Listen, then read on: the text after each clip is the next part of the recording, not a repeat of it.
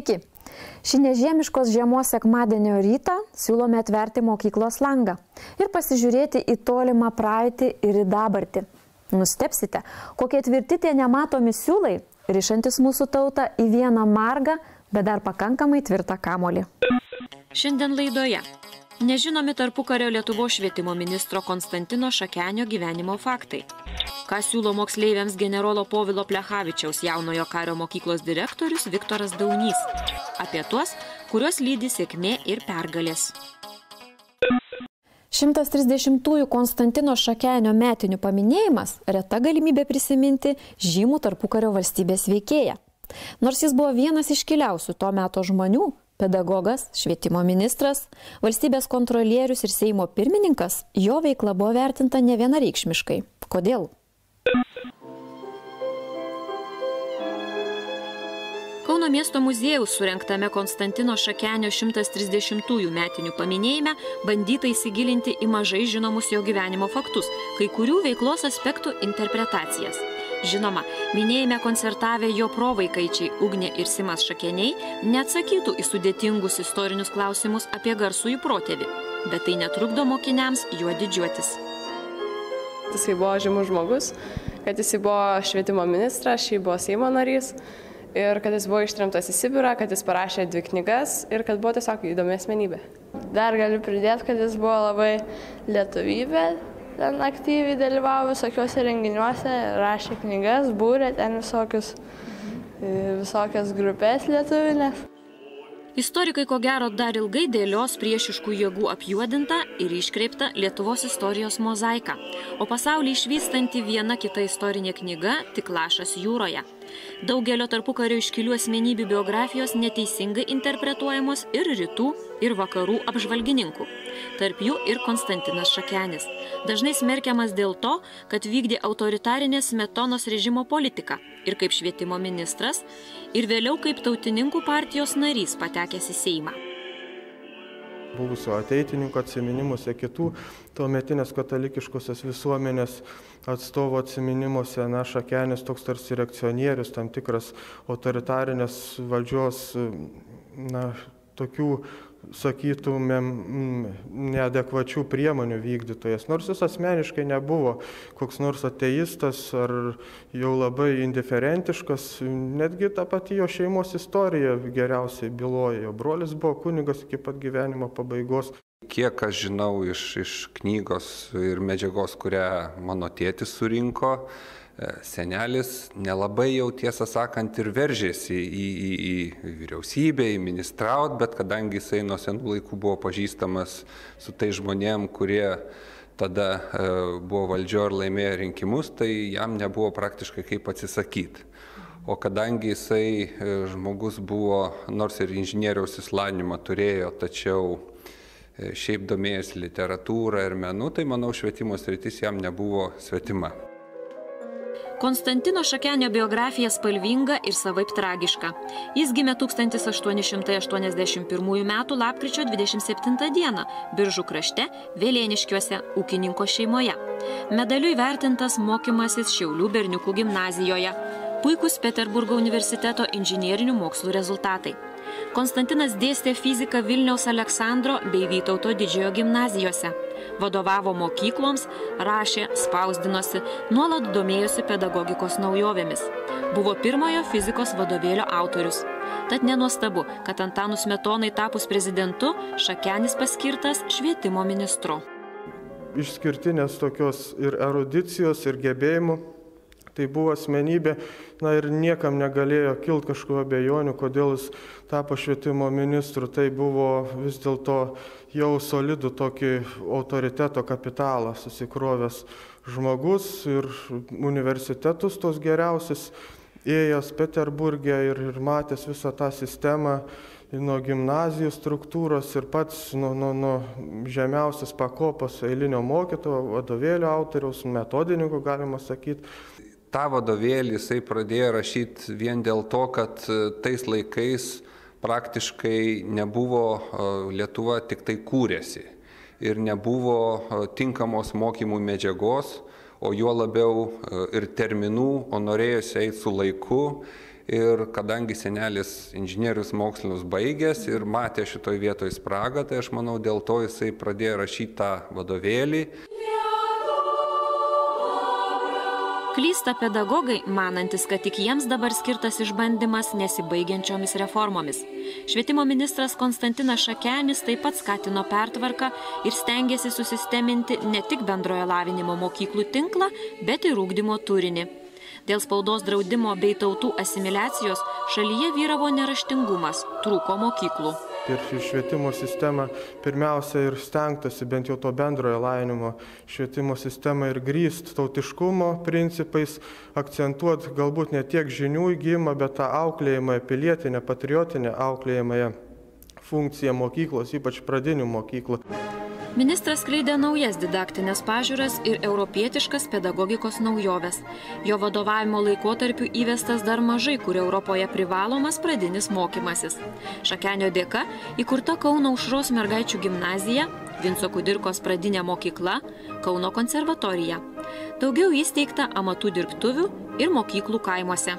Buvo siekiama, kad jaunimas, tas Lietuvos, ypač provincijos jaunimas, jis net ir jei nuspręs likti ūkininkais, o tokia buvo dauguma krašto gyventojų, kad jie vis dėlto įgytų bent tų amatų žinių, namų ruošos, ten įvairūs kursai pradėti organizuoti. Taip pat tas laikotarpis 30-32 metų yra toks žymus ir kūno kultūros vystymo Lietuvoje požiūriu. Tai be abejo, tai buvo tikrai sudėtingi laikai ir tikrai visokių buvo, sakykime, ir sprendimų, ir galbūt dalykų, kuriuos vieni palaikė, kiti ne, bet galbūt man labiausiai įsiminė tai jo pastangos vystyti tais laikais taip vadinamą, dabar dar galvoju, koks ten terminas buvo, bet fizinį auklėjimą. Vienu žodžiu, kad vaikai daugiau judėtų, kad sutvirtėtų, nes jis matė, kad per šitą fizinį auklėjimą galima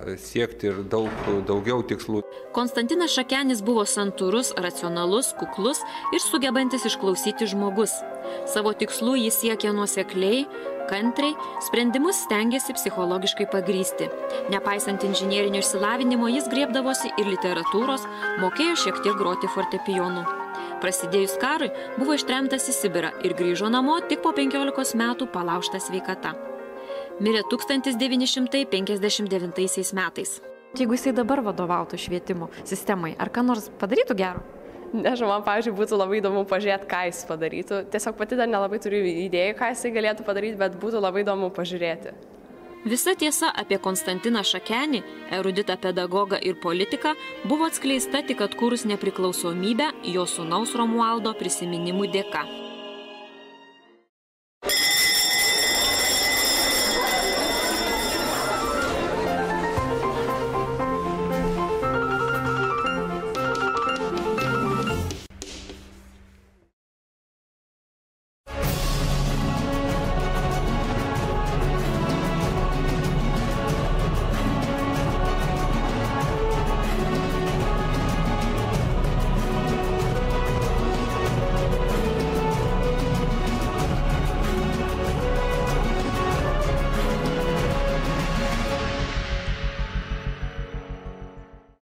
Na štai ir po tokio istorinio reportažo vėl grįžkime į dabartį. Ir labai norėtumėm daugiau pašnekėti apie vienintelę tokio pobūdžio švietimo įstaigą Lietuvoje, kaip generolo Povilo Plechavičiaus jaunojo kario mokyklą. Ir šiandien mūsų studijoje svečiuojasi mokyklos direktorius Viktoras Daunys. Sveiki. Labadiena. Oi, kaip kariškai. Aš noriu pasakyti, nuotaikos geros. Geros žinios ir geros nuotaikos.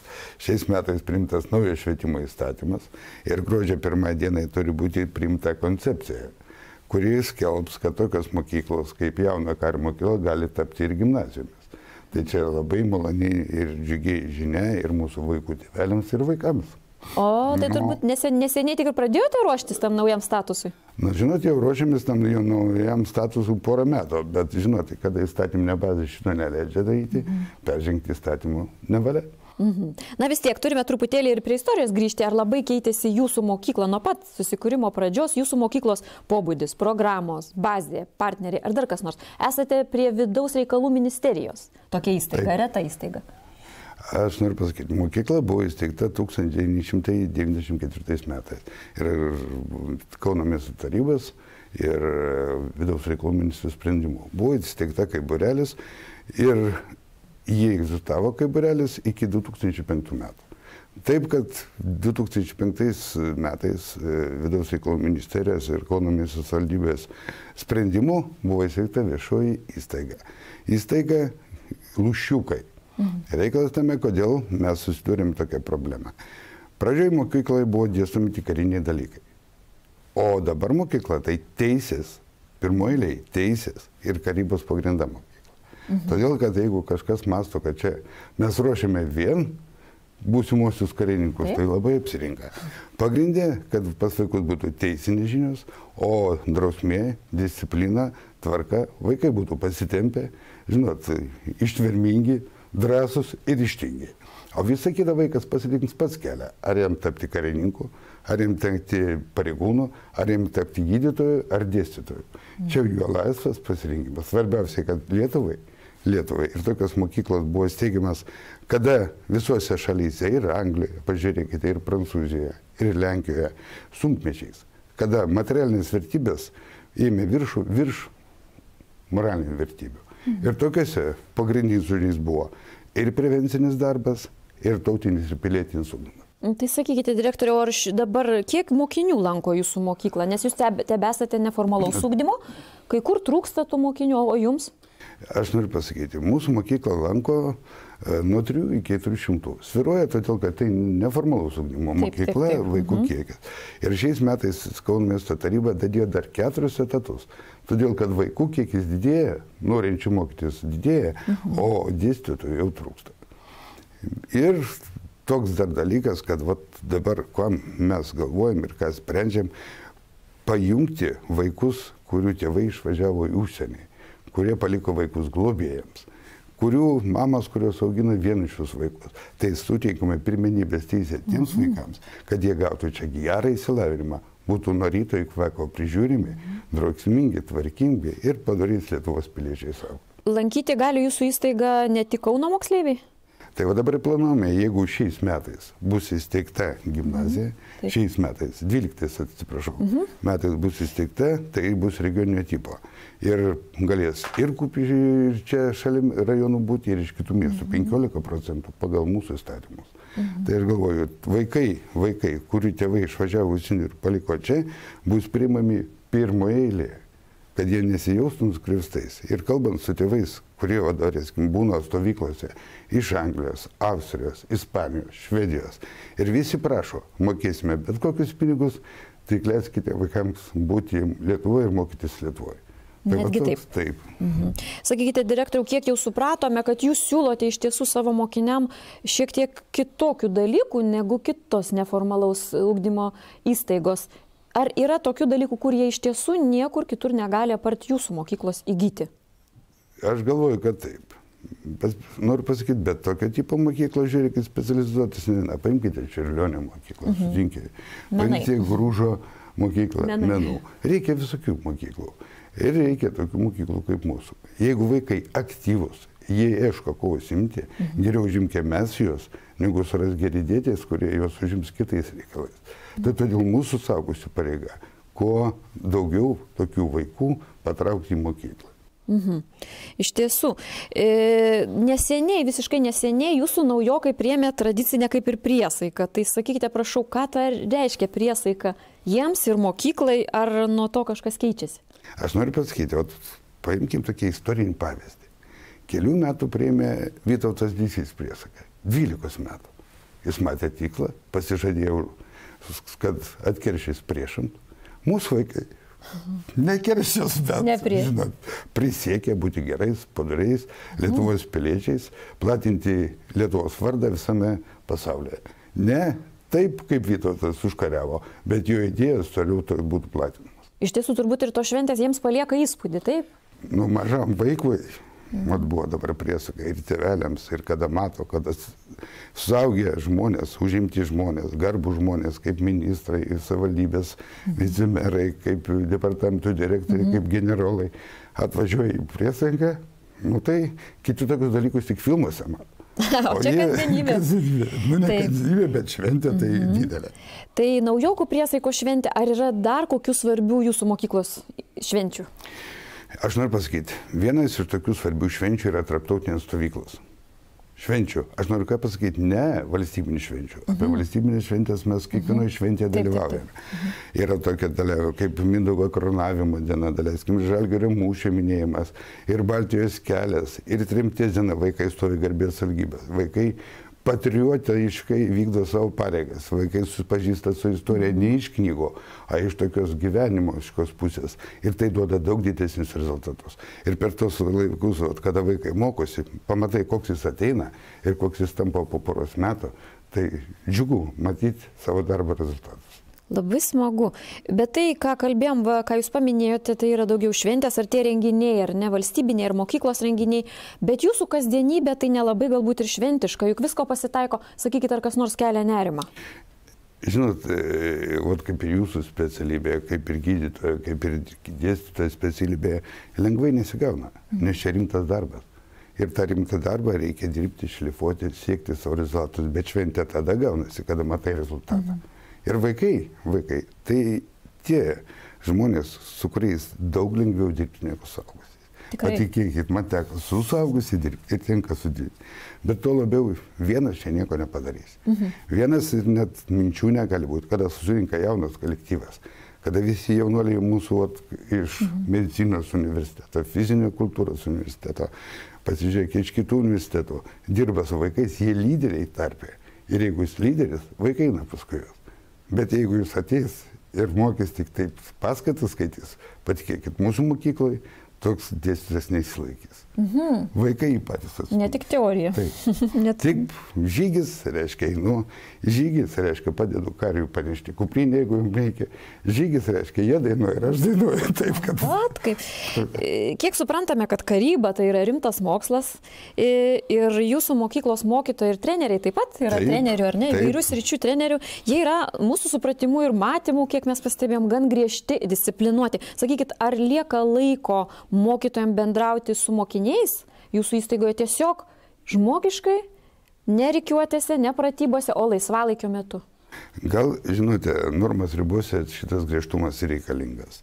Bet tokį faktą galiu jums paprastą faktą papasakoti. Po tarptautinės stovyklos sertifikatų įteikimo, ir jūs suprasite, kaip vaikai žiūri mūsų tos vadovus, ministrės kieme pradėjo mėtyti instruktorius į orą, ir prancūzai, ir ukrainiečiai, ir lenkai, todėl, kai jie nusipelnė savo darbo, savo žmogiškumu šitą požiūrį. Ir vaikas daugiau jaučia, negu mes suaugę. Vaikui nesumeluosi. O jeigu sumeluosi, tai sekantį kartais visai tau netikės. Svarbiausia, kad mes auklėjam jauną kartą. Ir kada mes ją auklėjam, čia nėra tokio žodžio kaip darbo laikas. Ir tas ne pedagogas, kuris paskaičiuoja 8 valandas atidirbau ir aš išeinu namo. Pedagogas tas, kuris kiek reikia, tiek ir dirba. Iš tiesų, kariška drausmė turbūt niekam nepakenkia, taip? Na, aš galvoju, pažiūrėkite mūsų instruktorius, pasižiūrėkite mūsų karius priesakus. Matėm? Jie nenuliūdė. Jie tokie pat linksmi, patenkinti, bet drausmingi. Labai ačiū. Šį kartą mūsų studijoje svečiavosi taip generolo Povilo Plechavičiaus jaunojo kario mokyklos direktorius Viktoras Daunys. Dėkui. Ačiū Jums.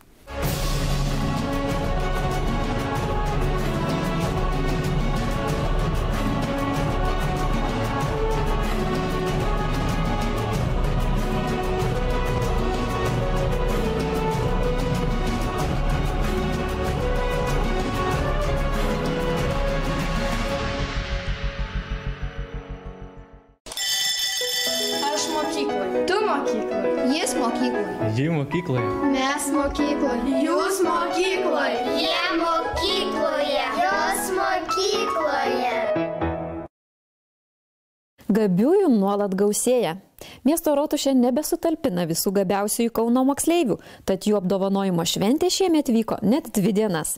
Antradienį buvo pagerbti akademinio mokslo olimpiadų nugalėtojai, o trečiadienį sportininkai ir menininkai garsinę Kauną ir Lietuvą. Rotušėje miesto meras Andrius Kupčinskas kartu su miesto tarybos nariais bei švietimo ir ugdymo skyriaus vadovais negailėjo gražių žodžių ir vardinių medalių jauniesiams talentams. Visi esame saviti, nepakartojami, su gamtos mums dovanotais talentais ir gabumais. Tačiau liaudyje yra sakoma, jog kiekvienam įkvėpimo lašai reikia dar pridėti 99 prakaito lašus. Per 2 dienas buvo apdovanoti mokiniai, kurie praėjusiais mokslo metais tarptautinėse dalykinėse olimpiadose ir respublikiniuose konkursuose laimėjo aukso, sidabro ir bronzos medalius arba tapo 1–3 vietų laureatais. O taip pat pagerbti ir neformaliojo švietimo srityje pasižymėję menininkai, sportininkai. Iš viso apdovanoti apie 100 mokinių ir žinoma jų mokytojai, būrelių vadovai. Iš tikrųjų atskleisti gabų vaiką, tai turi su juo dirbti ir talentingas mokytojas. Be abejo, ačiū ir tėvams, kurie sudaro sąlygas tiem vaikučiams mokytis, tobulėti ir garsinti tiek miestą, tiek šalį. Ir nors mokinių skaičius šalyje mažėja, gabiųjų nuolat gausėja. Galbūt dėl didesnio dėmesio jiems, kaip mokyklų gero vardo įvaizdžio kūrėjams, o gal dėl valdžios paramos, tėvų palaikymo, ar tiesiog dėl nuoseklesnių pedagogų specialiųjų metodų taikymo. Vieno atsakymo nėra. Tiesiog pasidžiaugta faktu, kad praėjusiai mokslo metai kauniečiams buvo labai sėkmingi ne tik šalies, bet ir tarptautinėse arenose. Jie taip pat treniruojasi ne tik mokykloje, reikia visą šitą suderinti su jų varžybų grafiku po pamokinių laikų.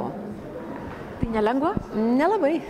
Manau, kad sunkoka, nes vis tiek visi būna visą laiką azartiški, visi nori laimėti, visi nervuojasi, aišku.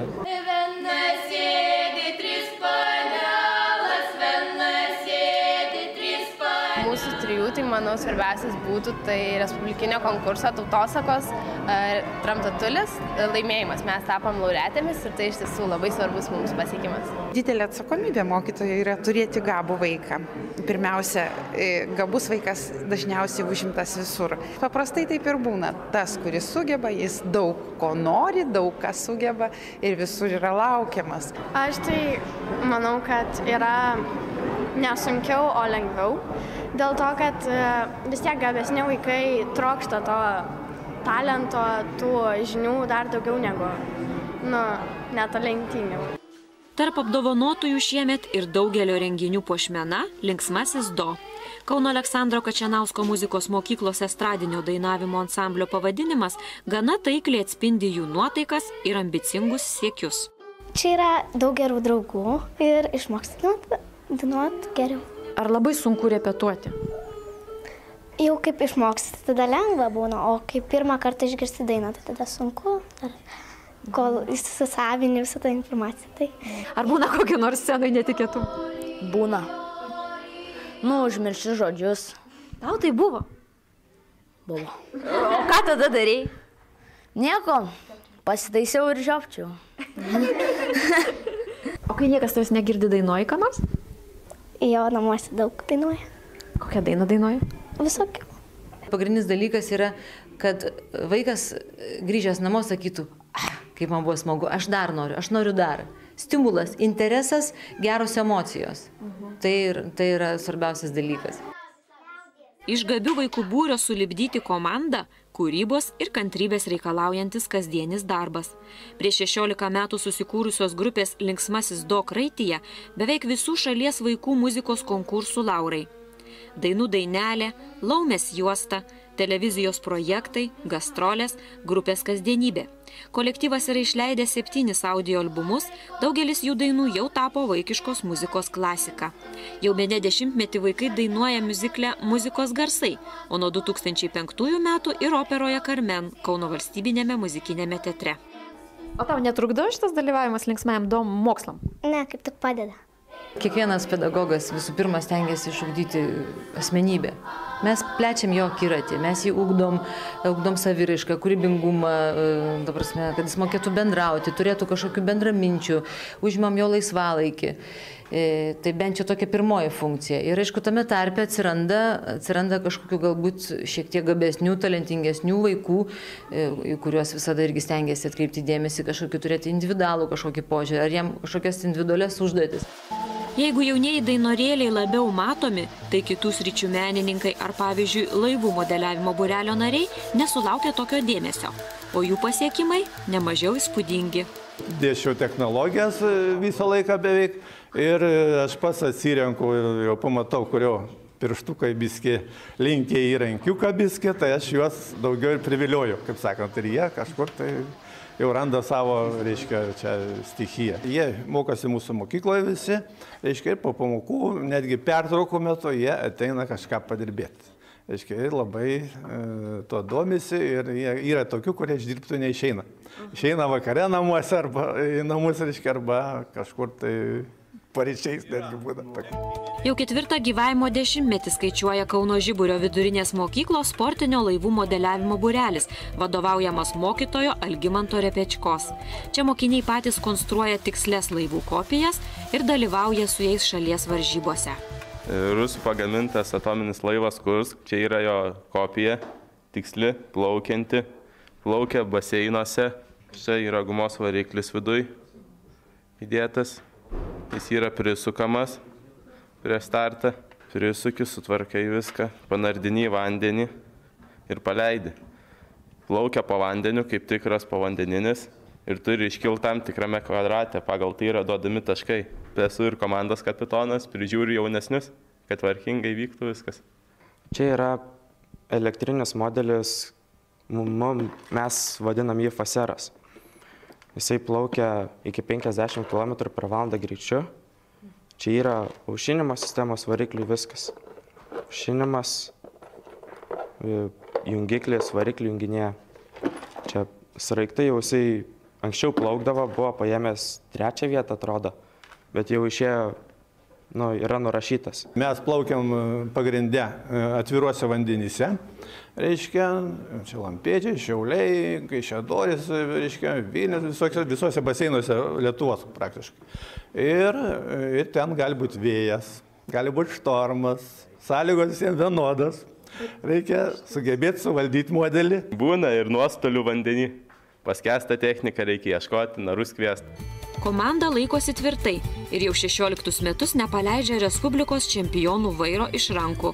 Ne vienas buvęs būrelio narys pasirinkęs laivybą ir toliau palaiko sportinį modeliavimą. Iš pradžių buvo sunku labai. Ten nepavyko, norėjau mest keletą kartų, bet vis tiek kažkaip iki dabar dar lankau ir sekasi kuo puikiausiai.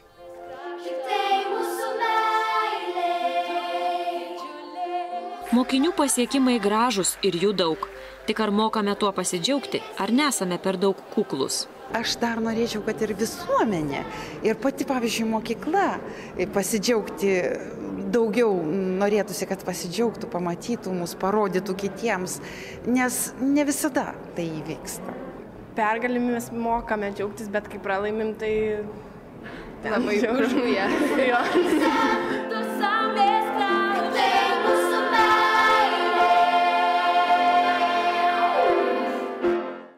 Įgyvendintos svajonės tampa laipteliu dar gražesniems ir didesniems siekiams. Svajokite, siekite ir neužmirškite tuo pasidžiaugti. Ačiū, kad mus žiūrite. Susitiksime lygiai po savaitės kitą sekmadienį. Iki pasimatymo.